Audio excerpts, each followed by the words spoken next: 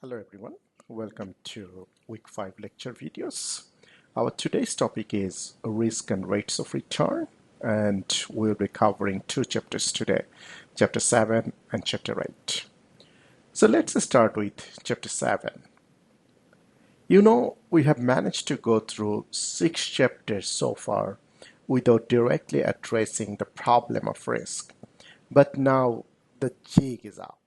We can no longer be satisfied with vague statements like the opportunity cost of capital depends on the risk of a project. We need to know exactly how risk is defined and what are the links between risk and the opportunity cost of capital, and how the financial manager can cope with the risk in practical situations. So that's our agenda today. So as usual, we have a couple of learning objectives today. So we will start this chapter with discussing some history with regard to risk and return in global equity market.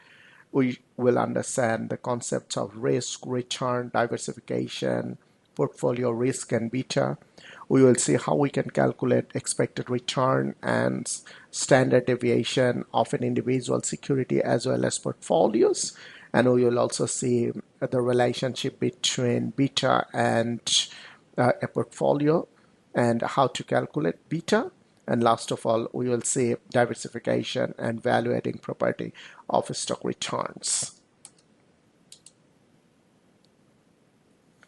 First of all, this figure shows how an investment of $1 at the start of 1900 would have grown by the end of 2014, assuming reinvestment of all dividend and interest payments. You can see that if you would have invested $1 in equities, you would ended up getting 38,255 in 2014. Compared to bonds that you ended up only 278, and risk-free bills would give you only 74 over the century. Now look at this graph. This graph basically shows the same thing. That means how your money would have grown if you had invested $1 at the end of at the start of 1900 and reinvested all dividends and interest payment in these three portfolios: equities, bonds, and bills. However, the difference between the last graph and this one is this graph depicts the growth in the real value of the portfolio. Real value of the portfolio means after considering the inflation rate.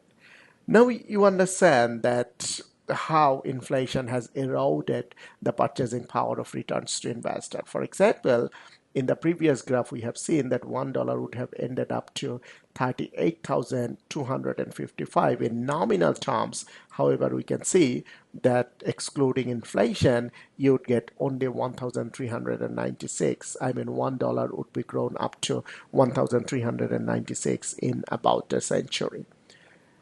And you also can see that an investment in bonds would ended up 278 in nominal terms. However, in real terms, it's only 10.1, and instead of 74 investment in risk-free rate, it would have ended up in 2.7. So apparently you can see that in nominal terms, this investment appears pretty much lucrative, as you see that money have grown several hundred times. However, when you consider inflation, some of this investment doesn't look that lucrative.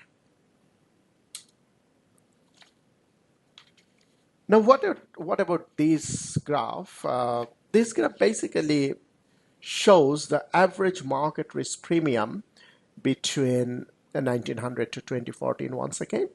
This graph is taken from a comprehensive study by three researchers named Dimson, Marsh, and Staunton. This actually shows the market returns of 17 countries. You can see the name of the countries, 17 countries, and shows the average risk premium of each country for the same period. So you can see that if we take US for example here, so there's no evidence that US investors have been particularly fortunate in terms of this risk premium. So US was just about average in terms of returns. And you can see with regard to Denmark and Italy and Germany, Finland, these three countries, there is a clear difference between the risk premium of these countries. So clearly you can see that average risk premium is Denmark was the lowest among the 17 countries, so it was just about 5%, whereas the clear winner is Italy, Finland, and Germany. As you can see that the rate of return is about 9%. So some of these differences between the countries may reflect the differences in terms of risk. For example, Italian stocks have been particularly variable, and investors may have required a higher return to compensate. But remember, it's pretty difficult to make precise estimates of what investors actually expected.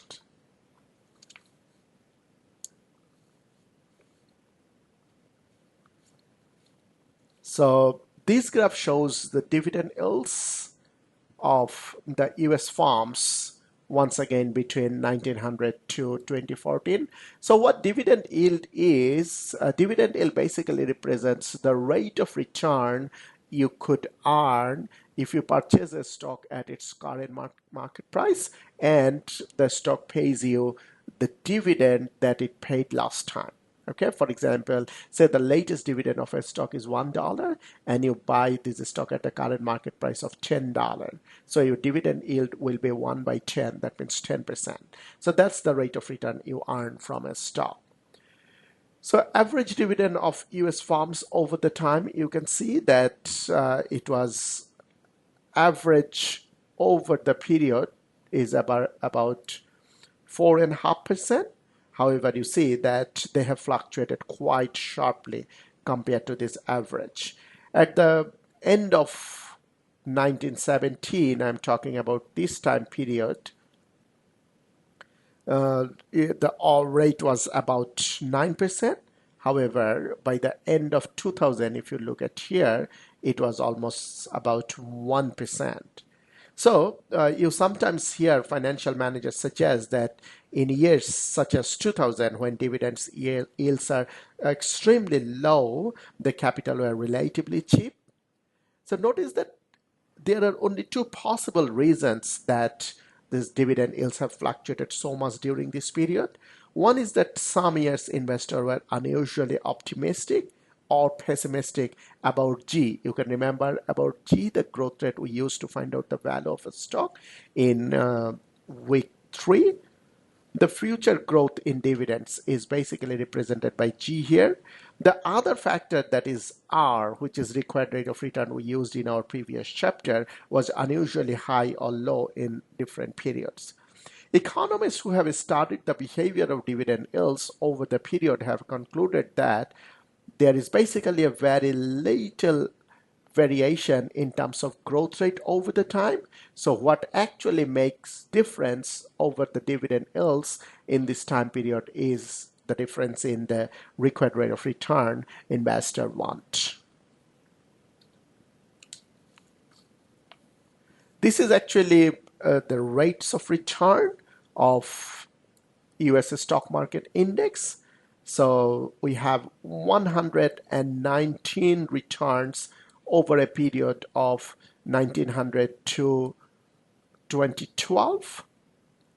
And these fluctuations you can see in year-to-year return is remarkably wide. You see, sometimes return was here positive and sometimes return was here negative, right?